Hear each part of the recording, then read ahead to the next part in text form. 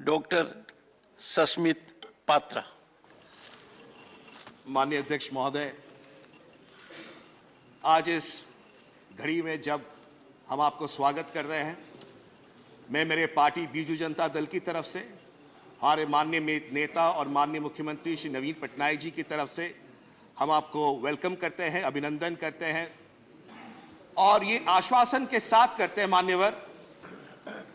कि जो लक्ष्मण रेखाएं हैं हमारी संसदीय विधि व्यवस्था की, वह लक्ष्मण रेखाओं को माननीय मुख्यमंत्री श्री नवीन पटनायक जी ने कभी लांघने का कोई स्कोप नहीं दिया और हमेशा से एक चीज हम सबको भी कहा है कि जब भी संसद में जाओ, मर्यादाओं की रक्षा करो और संसद उचित तरह से चल सके, इसका पूरा कोशिश करो। तो ये अवसर मैं लेना चाहता हूं मान्यवर, आपकी अध्यक्षता में, आपके मार्गदर्शन में बीजू जनता दल इस सदन में जो गरिमा है, उस गरिमा को रखते हुए हमारे माननीय नेता श्री नवीन पटनायक जी के मार्गदर्शन में जो हमने सीखा है, उसके साथ हम इस सदन को स्मूथली और सुचारू रूप से चलाने में आपका पूरा सहयोग देंगे।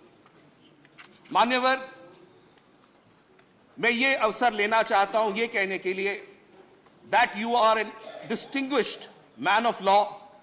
who is presiding on the highest house of lawmaking. And as the distinguished man of law presiding over the house of lawmaking, आपकी जो rich experience है, जो vibrancy है, वो हम सबको एक अवसर देगा और सीखने के लिए। मान्यवर, कई माननीय सदस्यों ने आपकी इंटेलेक्ट के बारे में कहा, मैं आपके विशाल हृदय के बारे में दो शब्द कहना चाहूंगा। मान्यवर, कुछ ही दिन पहले मैं अपने परिवार के साथ सदन में आया था और सदन बंद था तो उनको घुमाने लेके आया था और जब मैं घुमान लेके आया यहां पर तो मुझे सुनने में आया कि आप चेंबर में हैं, आए हुए हैं। स्वाभाविक तौर से आप अध्यक्ष हैं, माननीय उपराष्ट्रपति जी हैं,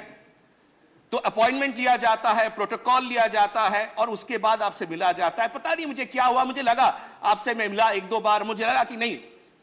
मैं माननीय अध्यक्ष जी को एक स्लिप भेजता हूं कि मैं अपने परिवार के साथ आया हूं, क्या मुझे 30 सेकंड आपके मिल सकते हैं। माननीय अध्यक्ष महोदय, आपका इतना विशाल हृदय है कि आपने सिर्फ दरवाजे नहीं खोले, आपका दिल का हृदय खोला, पूरे परिवार को अंदर बुलाया, चाय पिलाई, गपशप करी और मेरे बच्चों को भी आपने इंस्पायर किया। यह बताता है कि किस तरह से आपका हृदय, आपकी सोच सिर्फ सांसदों के लिए नहीं, उनके परिवारों के लिए है और आपके जो विश्वास है कि किस तरह से आने वाले दिनों में इस सदन को और आगे लिया जा सकता है, ये इसका एक प्रतिबिंब है। मान्यवर, आपने बिजनेस एडवाइजरी कमेटी में कल एक बहुत खूबसूरत बात कही, मैं शांत होकर सुन रहा था। आपने कहा that whenever there is any matter, I'll first look to the opposition, then I'll look to the government, and then again I'll look to the opposition. That shows the strength, that shows your commitment, that shows your vision of running the house, sir. I thank you for that. मान्यवर, आखिरी बात कहूंगा, ये सदन council of states है, हम उड़ीसा से आते हैं और कई ऐसे विषय होते हैं जो कि सदन में स्टेट्स के बारे में चर्चा होती है। मान्यवर, जब प्राइवेट मेंबर्स की तरह हम लोग आते हैं, हमारे जीरो आवर आते हैं, हमारे स्पेशल मेंशंस आते हैं, कई बार एडजर्न हो जाता है, धुल जाता है मान्यवर। तो एक अपेक्षा यह है कि हम जो रीजनल पार्टीज हैं, हमारे पास ज्यादा स्कोप नहीं होता बिल्स पे चर्चा करने के लिए,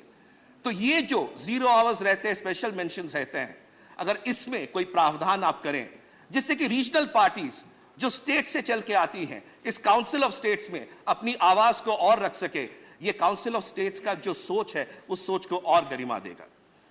आखिर में मैं सिर्फ यही कहूंगा, उड़िया में दो शब्द कहूंगा कि आपनों को अनेक अनेक स्वागत, अनेक अनेक अभिनंदन, आमर समस्त शुभेच्छा आपनों सहित रही, आपनों सहित रहिबो, आपके साथ हमारी शुभेच्छाएं हैं, आपके साथ हमारा अभिनंदन है और हम आशा करते हैं आपके मार्गदर्शन में हम और आगे बढ़ेंगे। बहुत बहुत धन्यवाद। नमस्कार। श्री रामदास